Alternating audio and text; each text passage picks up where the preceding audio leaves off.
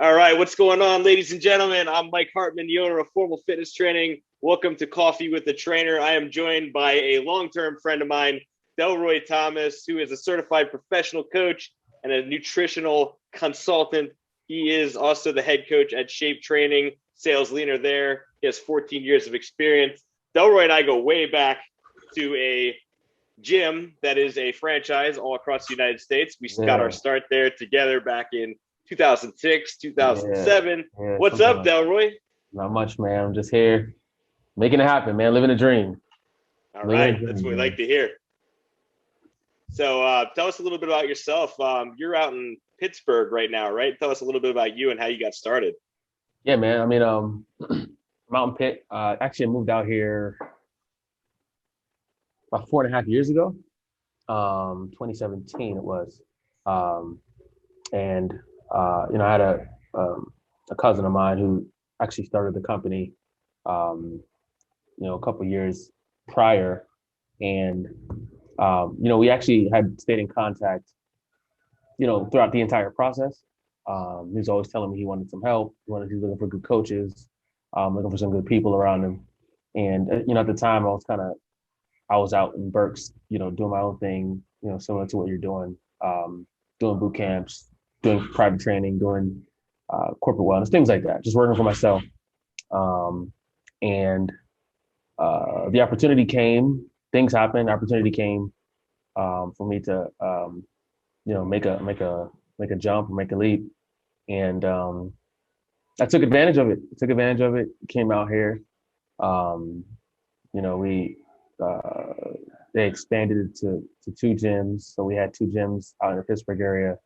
Um, After COVID, we had to close one of them down, unfortunately, um, but yeah. So we came out. I came out here, um, and it's I've been out here ever since. So it's been a good, fun, memorable journey for me. So I'm still having fun. I'm still enjoying it. Still a lot of work to be done, so I'm not done yet. And I'm looking forward to what the future holds. This post-COVID era. So it's been good, man. It's been good. That's awesome. I'm glad to hear it. I enjoy watching your Instagram and Facebook stories. I mean, it's no nonsense training out there. You Oh, guys, you have people doing very advanced moves, perfect form, and you yeah, guys do an awesome job. It's a lot of fun watching what you're doing out there. yeah, man. I mean, it's we train people hard, man. But more than that, there's a lot of passion behind it, a lot of drive, a lot of passion behind it, and I think that is what you see. A passion comes through into our training, into our mindset, and it extends itself to our clients. And so that's what you see when you watch those videos is the passion and the drive. So I appreciate the kind words and the support, man. Absolutely, man. Yeah, so let's dive into that a little bit. You've told me that one of your superpowers is your desire to really motivate and influence people and their mindsets. Let's talk a little bit more about how you get inside the head of somebody who is reluctant to start working out. Say they come in, and how do you get somebody like that started? Um, I think you know what I mean. So for me, you know, whatever people want to believe in, believe in God or Santa Claus or whatever the case is, right? But I always say this, if there were 999 steps, if there were 1,000 steps to get to God, right? If there were 1,000 steps to get to God, He would take 999 so that you only have to take one. And I actually go into every, you know, intro consultation with that mindset. And I tell people, all you got to do is come through the doors. That's it. If you bring yourself through the doors, I'm gonna do everything I possibly can to ensure that you're taken care of. So, but I think it first starts off with them actually making that decision to actually come through the doors, and then it's really just helping them understand that you know I'm just a guide, right? I'm just a guide. I'm guiding you through your journey. I'm not necessarily your leader. I'm your guide. It's like a tour guide when you go to Disneyland or Disney World or you go somewhere else. I'm just a guide. I'm not here to fix you. I'm a guide. And if they can take that one step and come through the doors, I will help guide them through the forest of misinformation and fear and doubt and all those things. And, but it's going to take holding up a mirror in front of them and helping them become more aware of where they're actually at. So that's a lot of what we do, man. We do a lot of self-reflection. And like I said, theoretically, or we hold the mirror up in front of people and let them look at themselves for where they're really at. And then from there, we make a decision on what we want to do from there. You know what I mean? Whatever that looks like. So, like I said, from there, it's just me guiding them to where they need to be. So yeah, that's what it is, man. Just helping people understand that I'm not here to fix you. I'm just a guide. All right. You're the CEO. I tell people you're the CEO of your body. You're the CEO. I'm your consultant. And my professional advice is XYZ. So, people make decisions based on what they think is best for them. And whatever they choose, I'm here to support them. So yeah, that's awesome. I really love some of those analogies. The 99 steps are taken for you, and you have to take that one step to come through the door. That's huge. Because in our industry, I think one of the things that we take for granted, whether you're a trainer, whether you're a coach, whatever it is, most of the people who come to us, they're they're deciding it's time for me to get back in shape. It's time for me to take control of my health, my nutrition. Whereas you go to a doctor, you're going in and you're admitting, hey, if you have a broken leg, you're saying, hey, doc, I'm broken, fix me. And then the doctor says you got to go to a physical therapist for 6 months. So you have to go see that physical therapist. So when they come see guys like yourself and I, we're there to tell them, hey, you walk through this door. Let's see where they want to go. And like you said, guide them through every step of the process. Absolutely. And, I use that term very emphatically. I'm your guide. When you hear guide, you're thinking, all right, well, I'm here for a reason. And I don't really know how to get to where I want to go, but I know I want to get there. And I just need somebody to help me along the way. And that's all it is. You know what I mean? So. Yeah, that's awesome, man. So we were going to deconstruct quite a few myths in the fitness industry, some things that we were going to talk about here, just to give people some value, some ideas. Then we can talk a little bit about programs and things like that you have coming up down the line. But let's just go through some of these myths in the fitness industry, and you and I can kind of debunk some of them or say whether they're true or false. One that we hear a lot often is, so if you want to lose weight, you want to get lean, you need to eat less. Somebody comes up to you and says, hey, I'm eating 1,200 calories a day, but I want to lose weight. And they say, I'm dropping it to 800. Like, how is that true, or is that false in your mind? It's false. It depends, right? So generally speaking, the answer is that it's false, right? Because, being at that, restricting your calories that low, oftentimes, while it will help you to lose weight pretty quickly, I mean, all you have to do is not eat. It's just going to, what's going to happen on the way there is much more important, right? I saw something the other day. It said, for sure, you can restrict your calories to 800 calories a day. For sure, you can do that. And will you lose weight faster? Absolutely. But restricting your calories to that level is kind of like running full speed down a mountain, right? Are you going to get to the bottom faster? Absolutely. But you're going to be damaged by the time you get down there. You know what I'm saying? You ever try to sprint down a hill? Try doing that and see what happens to you. So you're going to get down there much quicker, but you're going to get hurt in the process. And that's what I mean when I say, it's not, is it true that you eat less and you'll weigh less? For sure.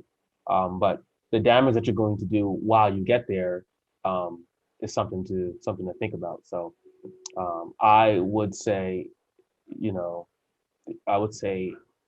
that's false. I would say that myth is that's false. Yeah, it's interesting when you start looking into all the different diets that are out there and things like that, and the research behind them. Something like intermittent fasting. Now they have some pretty long-term research on that, showing what are the effects of intermittent fasting. What I find interesting is, in many cases, the non-weight training person who participates in intermittent fasting that does not weight train to maintain muscle mass, they lose a significant amount of weight over time through the intermittent fasting. But the ratio of fat versus muscle that they're generally losing a larger percentage of muscle.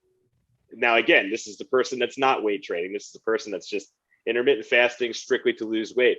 Now, if you add weight training to that mix, you retain a little bit more of that muscle. So once you come out of that, you shouldn't have as much of a swing. You should actually be able to maintain more of that fat loss and of that weight loss. But if you're doing it without the weight training, you're actually losing muscle mass.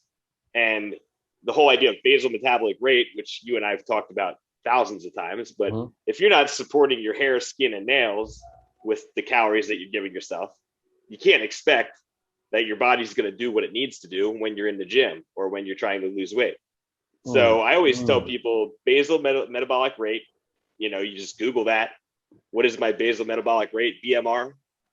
That is always a good starting point. And if you're already eating less than that and you're exercising at a high level, or if you're working out a couple hours a day, you're really doing yourself an injustice. I mean, how often have you seen people come in that are actually really overweight and they don't eat a lot? They don't eat a lot. I mean, is that something you've seen a lot?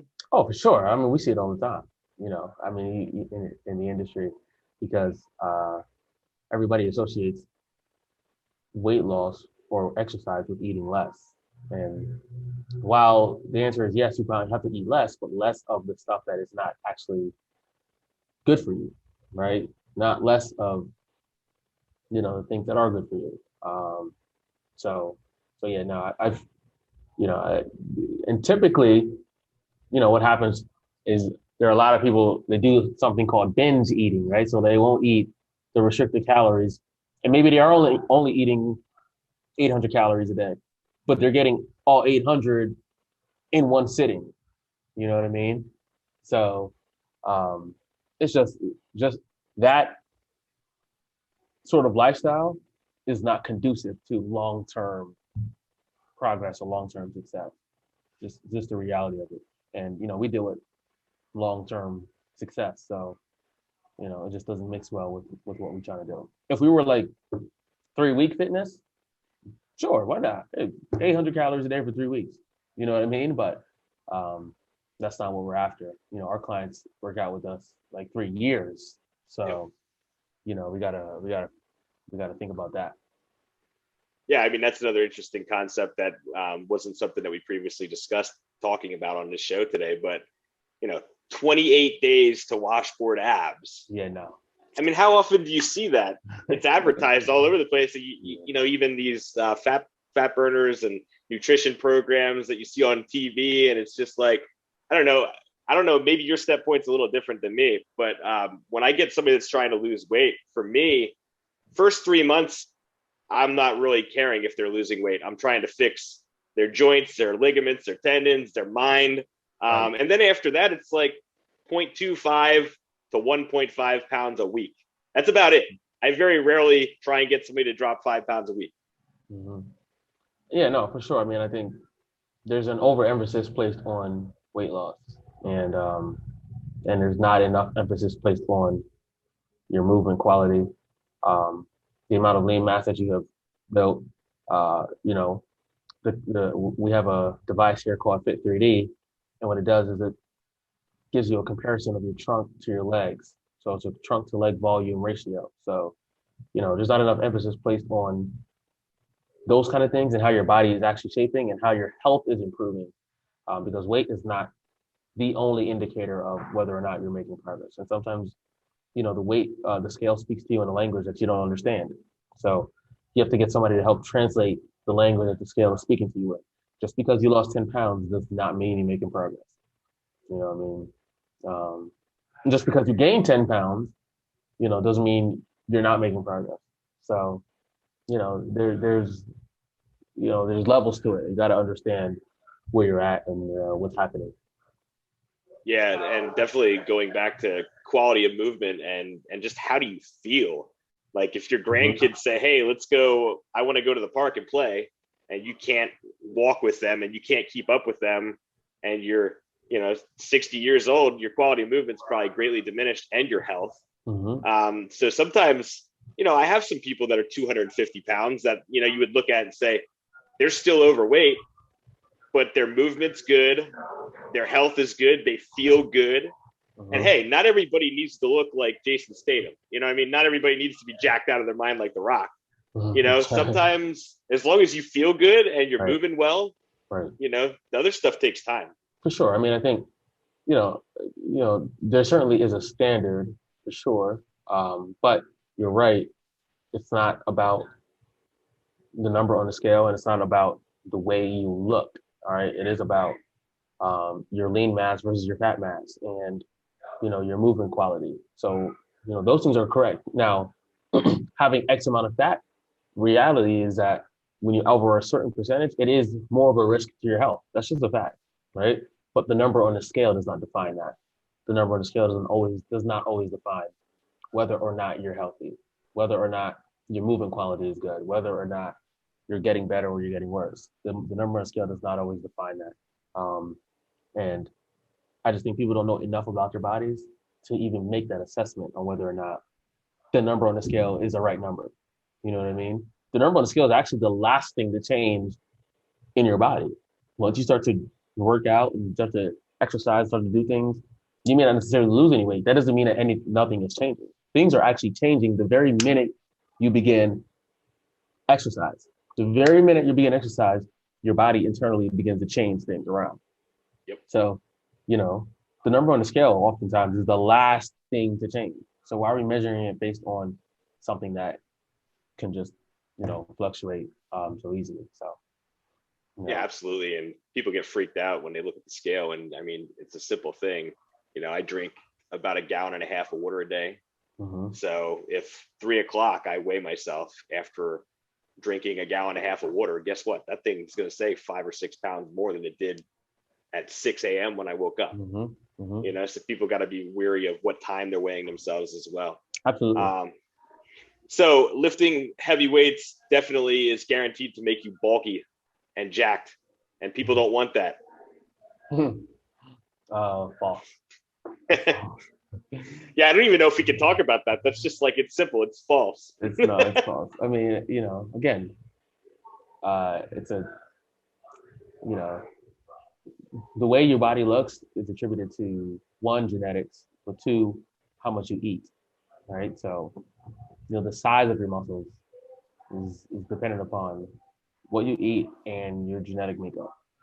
It's just a fact, not necessarily how much you lift, right? Because, The Rock could lift light weights. He's still going to be The Rock. You know what I mean? So yeah, no, that's false. The size of your muscle is based on how much you eat and your genetics. Period. End of story. Yeah, perfect. Absolutely. Hiring a coach guarantees my success. Doesn't matter what I do. I can literally eat like trash all the time. But if I hire a good coach, I'm going to get in great shape. Well, I'm going to say that one's kind of middle of the pack, right?